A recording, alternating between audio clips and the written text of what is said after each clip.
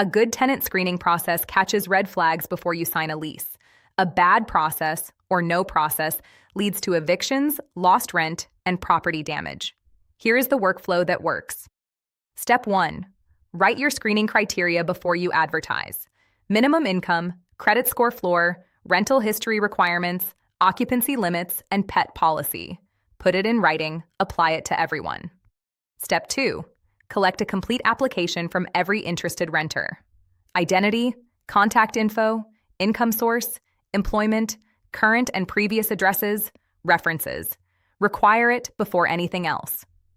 Step 3. Get written authorization to run a background check. Standalone disclosure, signed by the applicant before you pull a report. Step 4. Order the report from a reputable consumer reporting agency. Credit history, criminal records, eviction records, identity verification. Verify the report is current. Step 5. Verify income, pay stubs, W-2 forms, tax returns, bank statements. Make sure they match what is on the application. Step 6. Contact past landlords and current employers. Confirm tenancy dates, rent amount, on-time payment history, and reason for leaving. Step 7. Apply your screening criteria to the results consistently. Document your decision.